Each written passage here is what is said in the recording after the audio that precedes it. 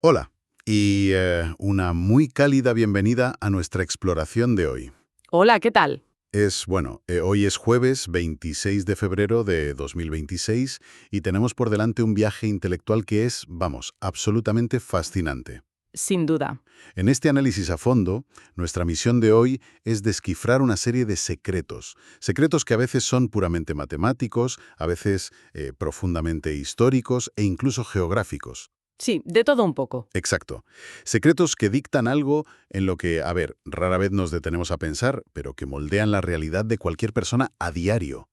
Y no es otra cosa que el valor exacto del suelo que pisamos. Eso es.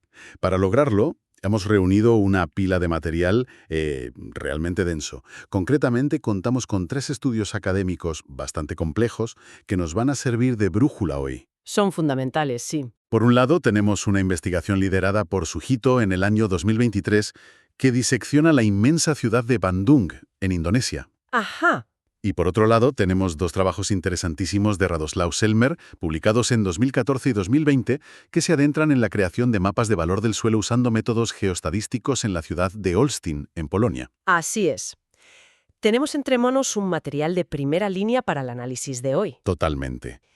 Y a ver, aunque al mencionar métodos geostadísticos pueda sonar a una clase magistral de matemáticas puras, la realidad es que estamos ante un espejo clarísimo de cómo vivimos y de cómo nos comportamos en sociedad. Esa es la clave. La idea de hoy, el gran objetivo para quien nos acompaña en esta inmersión detallada en las fuentes, es revelar por qué los planes urbanísticos más faraónicos de los gobiernos a menudo, pues, fracasan estrepitosamente frente al peso inamovible de la historia. Es un choque tremendo. Y además, vamos a descubrir cómo los urbanistas actuales están usando algoritmos complejísimos, algoritmos muy parecidos a los que usan los meteorólogos para predecir si va a llover o no, pero aplicados a adivinar el precio de una simple parcela de tierra. Claro, suena a ciencia ficción. Parece magia, pero es lo que rige el mercado ahora mismo. Lo fascinante de esto es que al sumergirnos en estos datos tan precisos, nos damos cuenta de que el valor del suelo no es ni de lejos un simple número frío en una hoja de cálculo diseñado para que el ayuntamiento de turno cobre impuestos. Ya, no es solo recaudar. En absoluto. Es un reflejo vivo, casi podríamos decir un tejido orgánico del comportamiento humano. Muestra nuestras prioridades como sociedad y define la mismísima estructura espacial de nuestras ciudades. Qué interesante. Cada céntimo, cada euro o cada rupia que se le asigna a un metro cuadrado cuenta una historia oculta sobre quiénes somos y cómo interactuamos con el entorno que nos rodea. Bueno, vamos a desgranar esto. La sabiduría popular, y cualquiera que haya visto un programa de compraventa de casas en la tele, siempre ha dictado que el valor inmobiliario se resume en el famoso mantra de ubicación, ubicación, ubicación. El cliché por excelencia. Exacto, es el cliché.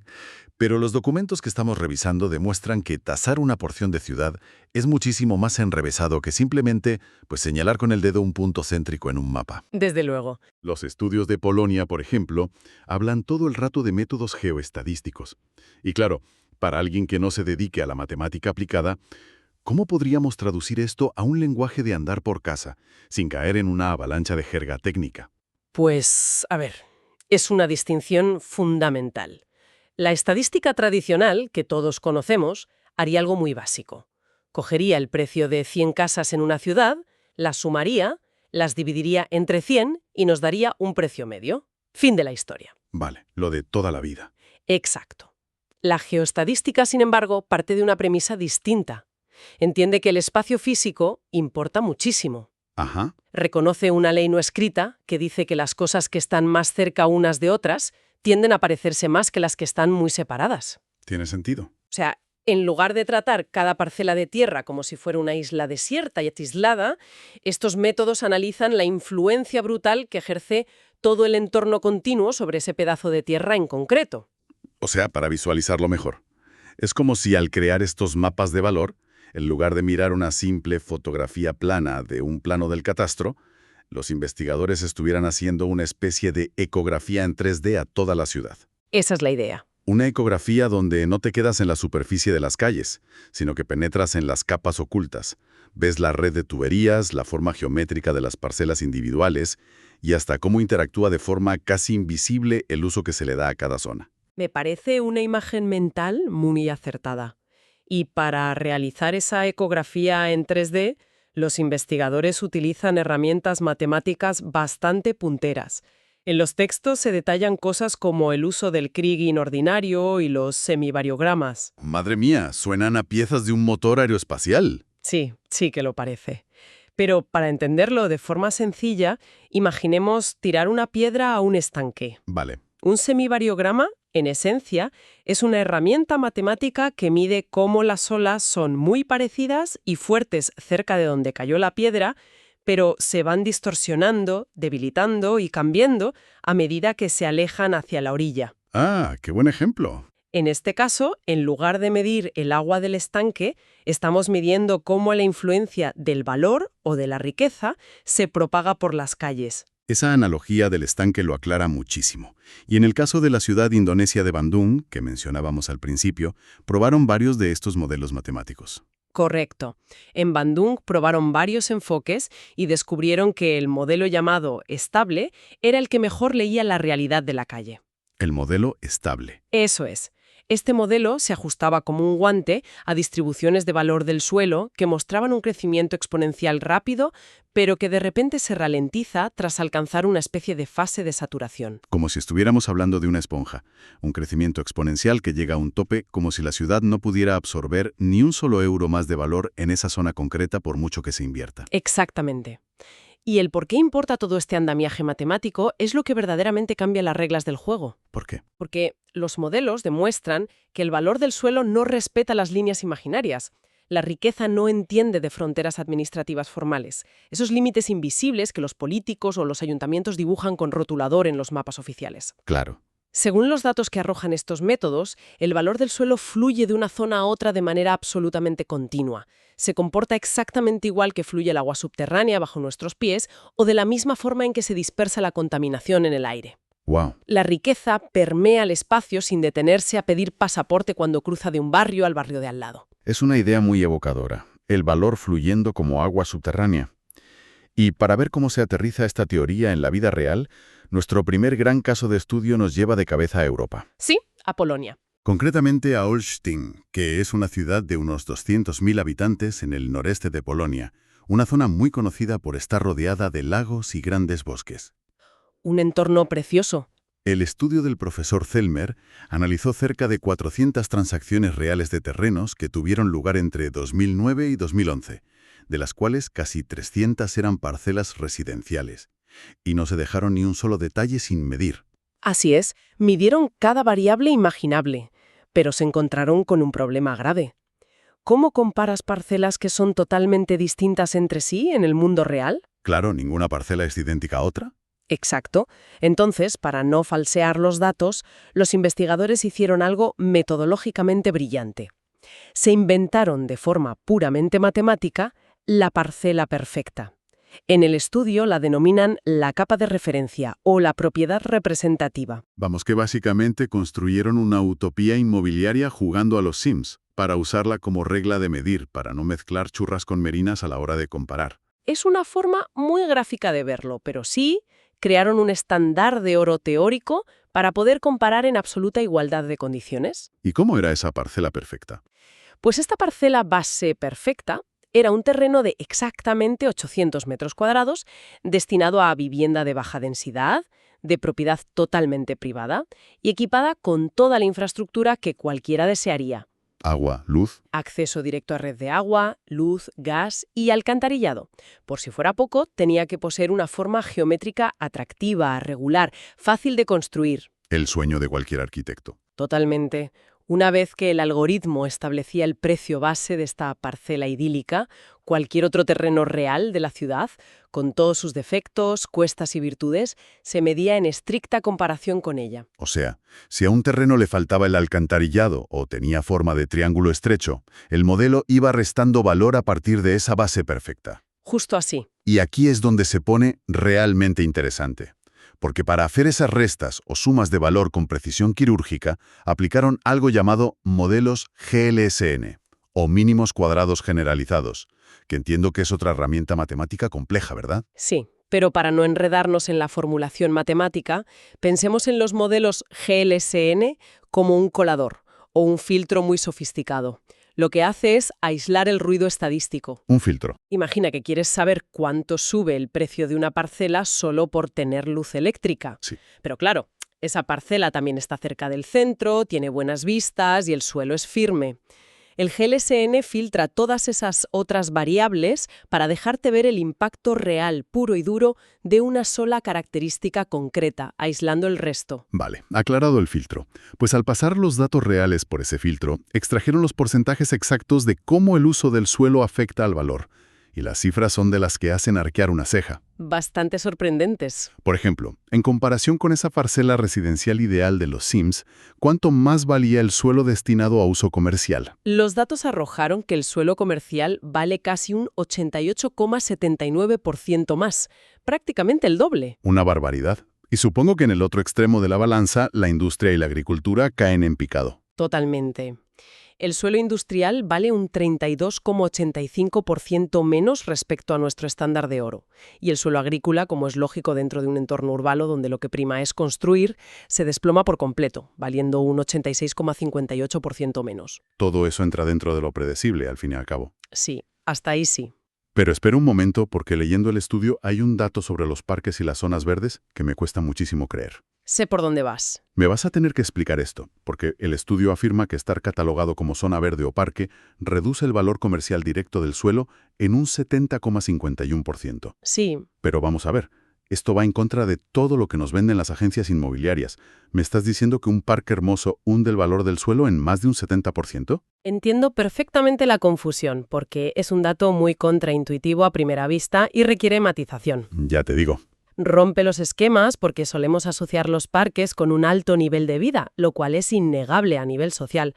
Además, es cierto que un parque aumenta muchísimo el valor de las casas residenciales que tienen vistas a ese parque. Claro, el piso vale más. Exacto, pero los datos del modelo GLSN polaco son fríos, analíticos y se refieren al propietario de esa parcela específica. Ah. Si alguien es dueño de un pedazo de tierra y la ley o el ayuntamiento lo cataloga estrictamente como zona verde, su potencial para generar rentabilidad financiera directa cae en picado en ese 70%. Claro, claro. O sea, que el problema no es el árbol, el problema es la ley. Si mi suelo es zona verde, no puedo levantar un centro comercial ni un bloque de pisos encima. Exacto. La zonificación tiene un impacto financiero drástico e implacable. Eres dueño de un lugar precioso, pero financieramente estéril en términos de desarrollo inmobiliario. Por eso el valor de esa parcela en sí misma se hunde, aunque regale valor a los vecinos de enfrente. Aclarado. Es fascinante cómo un simple cambio de etiqueta administrativa destruye el valor comercial. Literalmente lo fulmina. Y hablando de cosas que rompen esquemas en este estudio polaco, hay un factor más que midieron y cuyo resultado parece un error informático. Cruzaron los precios de venta con el mapa de ruido de la ciudad de Holstein. Este es, sin duda, el misterio más brillante que exponen los investigadores. Cuéntame. Holstein cuenta con un mapa de contaminación acústica extremadamente detallado.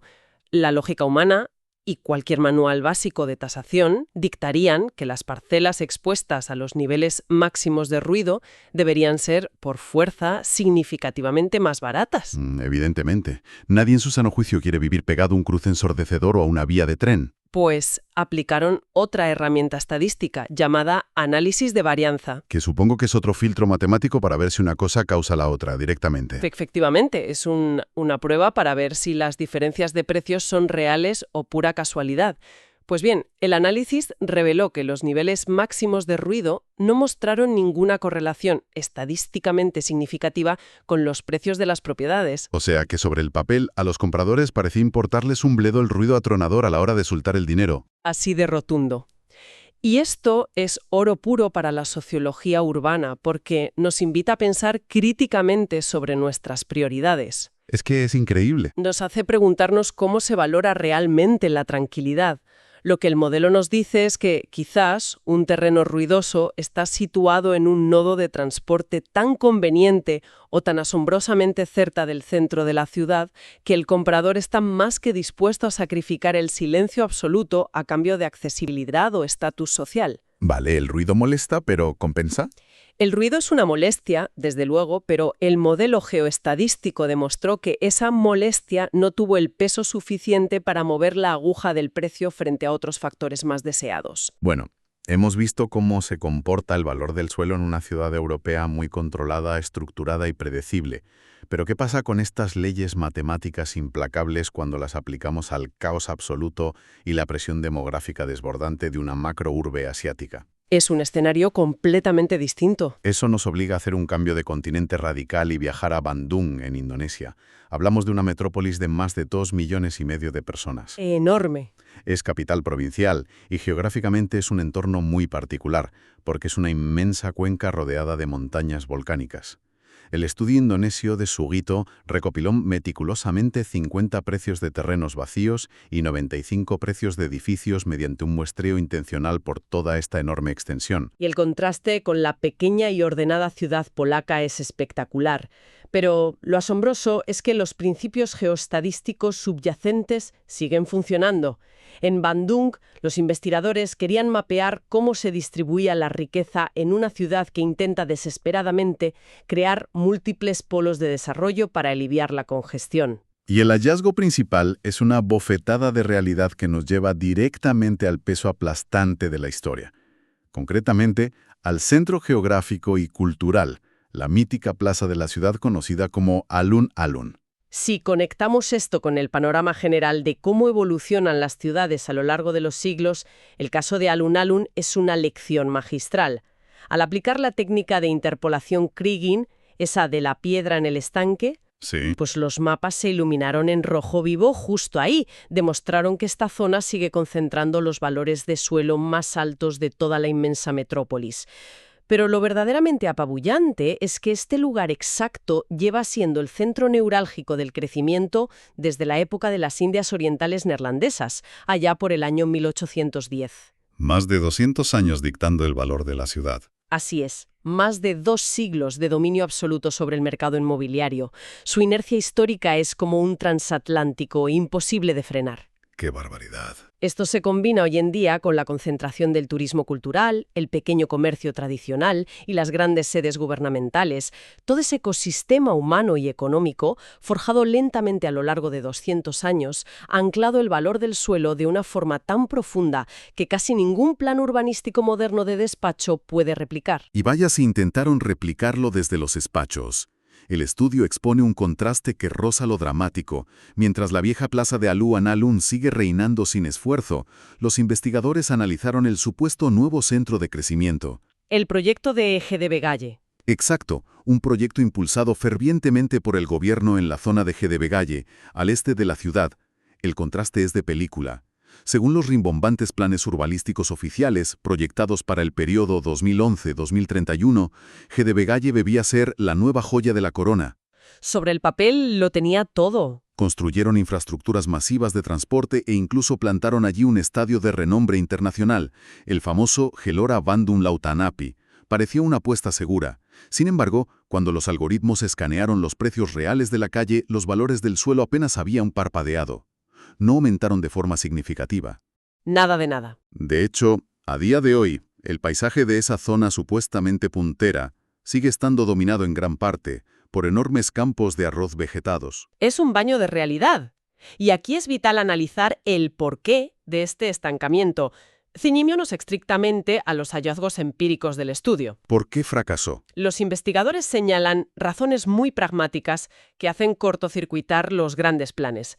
En primer lugar, los decretos gubernamentales, por mucha firma y sello oficial que lleven, no tienen el poder mágico de crear valor instantáneo de la nada. Lógico. Los datos evidencian una falta de accesibilidad real que las obras no han logrado resolver del todo.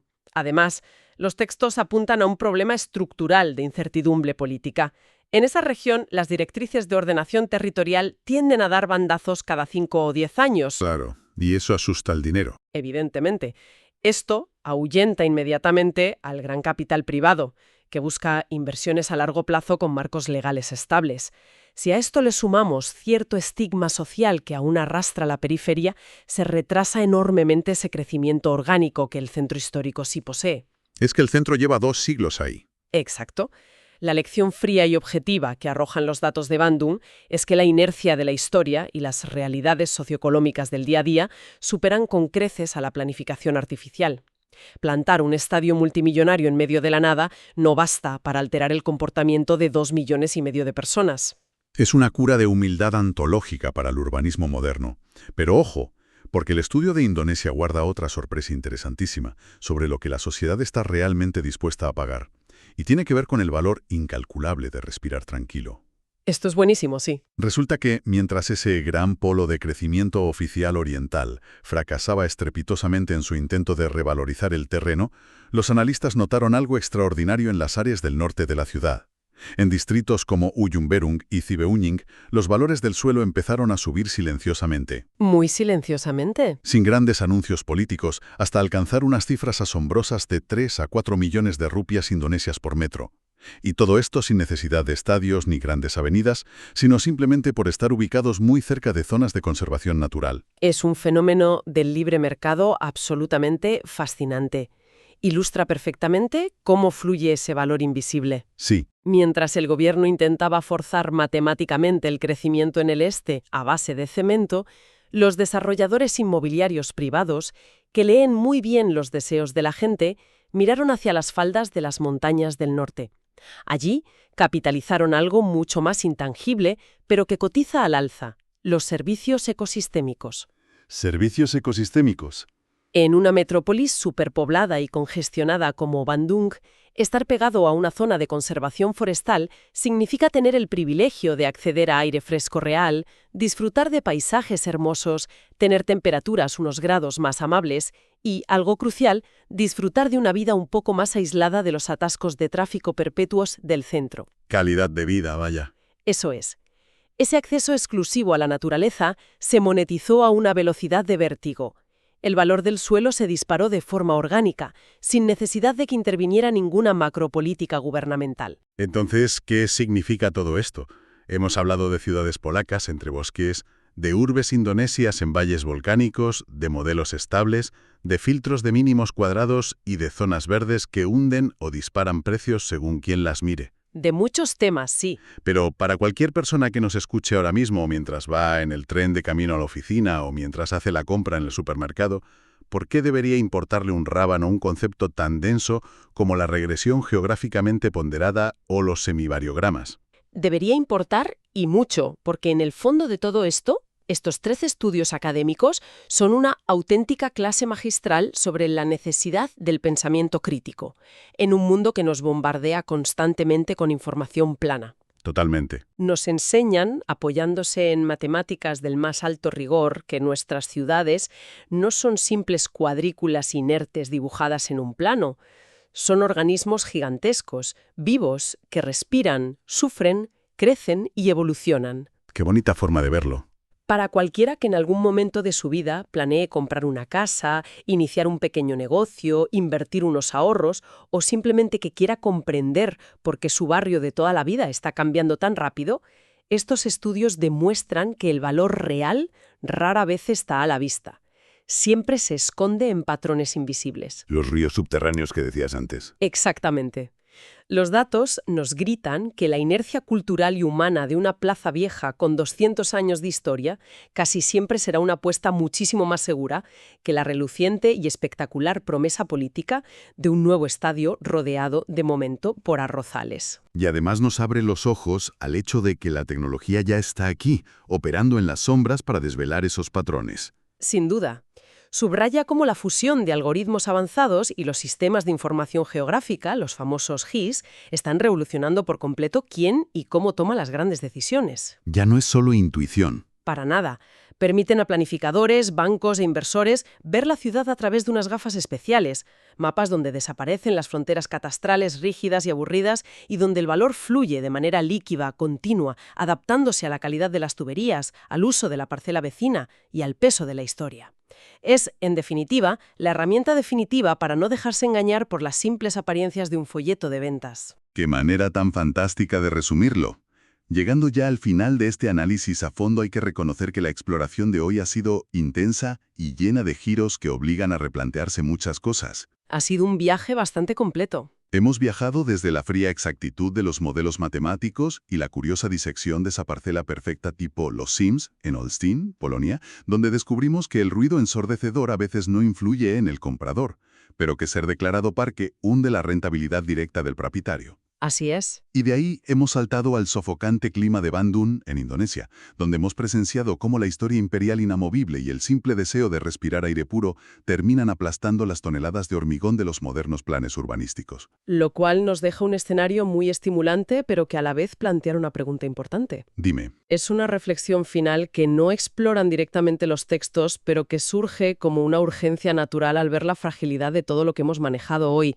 Si, como hemos comprobado en el caso indonesio, el acceso a áreas de conservación natural y al aire puro es capaz de disparar los precios de forma salvaje, y en Polonia vemos que los algoritmos logran cartografiar cada milímetro de infraestructura con una precisión pasmosa, ¿qué va a ocurrir realmente cuando el impacto del cambio climático altere de forma drástica y violenta todas estas variables en las que se basan los modelos? madre mía, eso introduce una variable impredecible gigantesca. O sea, del mismísimo Alun Alun, queda de repente expuesto a olas de calor extremas e invivibles por falta de árboles, o si las cotizadas zonas de conservación del norte sufren inundaciones recurrentes o sequías severas, veremos cómo estos poderosos y supuestamente infalibles modelos geoestadísticos colapsan como un castillo de naipes de la noche a la mañana.